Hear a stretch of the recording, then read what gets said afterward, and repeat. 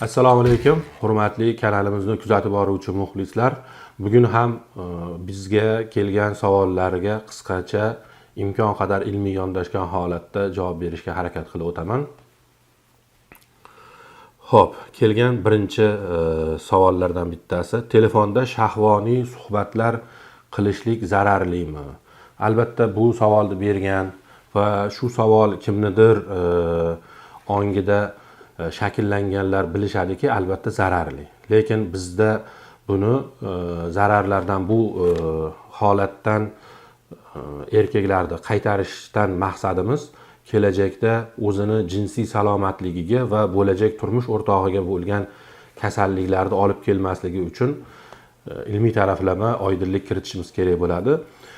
Telefonda suhbat qurayotgan paytida o'sha jinsiy aloqani komponentlari bo'lgan qo'zg'alish komponentini ikkita qismi bo'ladi. Ya'ni o'sha eshitish komponenti va u tarafdagi, qarama-qarshi tarafdagi ayol kishini ovozi bo'ladi va natijada keyingi bosqich qo'zg'alish bosqichi ham ro'y beradi.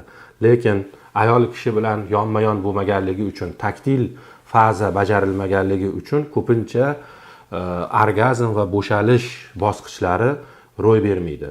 Buni natijasida bu telefondagi suhbatlar ko'pincha erkaklarda yoki o'sha ayollarda ham onanizm, masturbatsiya bilan yakun topadi.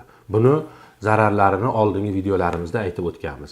Lekin faqatgina telefondagi suhbatni o'zi onanizm va masturbatsiyasiz tugatilmasa-chi deganda quyidagi proseslarni inobatga olishimiz kerak bo'ladi. Qo'zg'alish natijasida prostata bezi va jinsiy bezlarda o'zini ishlab chiqaradigan o'sha mahsulotini, sekretsiyasini ishlab chiqaradi va urug' chiqishiga jinsiy yo'llarni tayyorlash bosqichi bo'ladi. Lekin haliginda aytib o'tganimizdek, urug' ajralish ro'y bermagandan keyin bu sekretsiya o'sha yerdagi mavjud o'zimiz bilan birga simbioz tarzda yashaydigan bakteriyalarning ko'payishiga va bu bakteriyalar ko'paygandan keyin, oziq-ovqat qolmagandan keyin o'zimizni a'zomizni yeyishni yoki zararlashni boshlaydi. Bu natijada yoshlarning orasidagi o'sha prostatitlarni uchrashi ham shu bilan tushuntirishimiz mumkin. Moyaklardagi og'riqni xuddi shu holat bilan tushuntirishimiz mumkin va yosh uylanmagan, jinsiy hayoti bo'lmagan erkaklarda ham UZI qilgan paytida prostatasidagi chandiqlarni va prostatadagi dimlanishlarni kuzatilishi mumkin. Endi umumiy tavsiyamiz albatta bu